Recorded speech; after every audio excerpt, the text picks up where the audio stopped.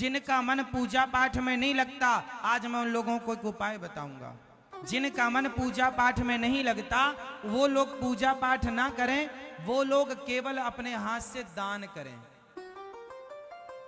बच्चों को देना सिखाओ। आजकल के बच्चे कहते भी हैं शंकर जी पर दूध मत चढ़ाओ, गरीबों में बांटो।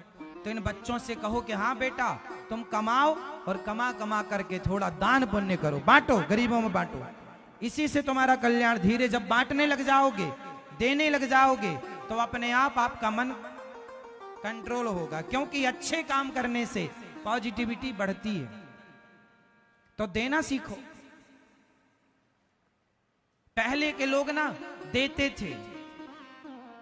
पहले के लोग सूर्य भगवान को जल चढ़ाते थे, जल देते। लोग कहते जाओ सूर्य भगवान को जल देकर आओ, तो जल देना, गाय को रोटी देना, कुत्ते को रोटी देना, अतिथि को भोजन देना। मतलब रोज सबके घर में ये प्रोसेस था कि पहले देकर ही खाएंगे। पहले गाय को रोटी देकर, कुत्ते की रोटी देकर, फिर क्या करेंगे, भगवान को देकर, भोग लगाकर, देकर खाएंगे। पहले खाएंगे, ऐसा नहीं। हमारे यहाँ डायरेक्ट खाने की परंपरा नहीं है। पहले दो, गाय को एक रोटी मतलब देना ही तो है वो, चींटियों को आटा देना ही तो है वो, पक्षियों को दाना छत में देना ही तो है वो। बोलो हाँ। सूर्य भगवान को जल देना ही तो है। तो हमारे यहाँ पहले क्या सिखाया गया, पहले दो फिर लो। यदि दोगे तो आप लेने के अधिकारी हैं, या आप देते नहीं हैं तो आप लेने के अधिकारी नहीं हैं। तो बच्चों का मन ना लगे पूजा पाठ में, तो उनको दान करना सिखाओ कि बेटा कमाओ और कुछ दान पुण्य करो, सेवा करो। जाओ अपने हाथ से गरीबों को, फुटपाथ पे बच्चे रहते हैं, जूते पहनाओ उनको, कपड़े ले जाओ, मिठाई खिलाओ, उनको भोजन दो।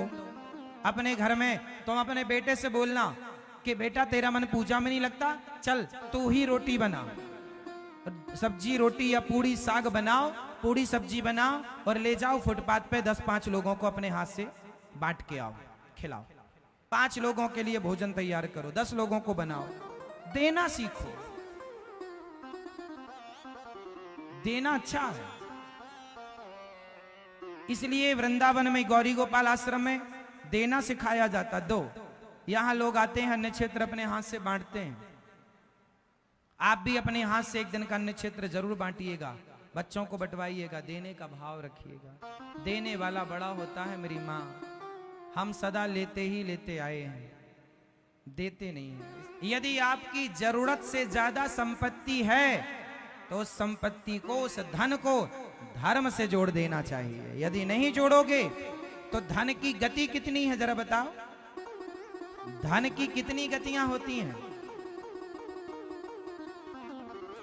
धन की कितनी गति होती हैं? 3।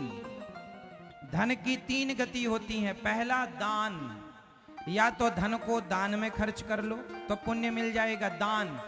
या भोग, या तो धन को अपने आनंद में खर्च कर लो, गाड़ी बंगला जमीन जायदाद में खर्च कर लो, दान भोग।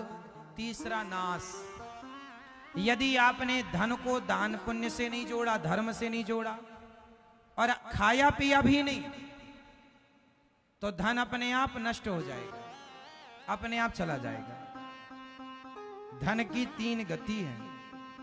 कहते हैं खाया पिया अंग लगेगा। बोलो, खाया पिया अंग लगेगा। मतलब खाता पीता आदमी ना दिखता है, यहाँ खाते पीते घर का है, बढ़िया चकाचक। खाया पिया अंग लगेगा। मैया सोलो, खाया पिया जोर से बोल दो मेरी माँ।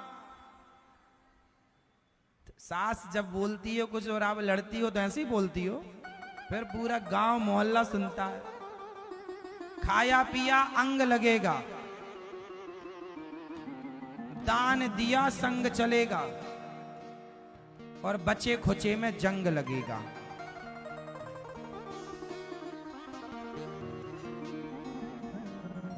खाया पिया अंग लगेगा, दान दिया तो संग चलेगा। दिया हुआ दान संग चलता है। वो तुम्हारी संपत्ति है जो दे दी। इसलिए तिजोरियों में भर के मर मत जाना।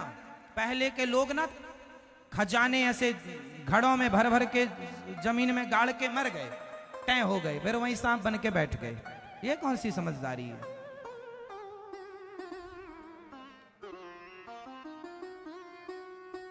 तो दान दिया संग चलेगा। इसलिए जो धन संपत्ति आपकी जरूरत से ज्यादा है, पुण्य करो।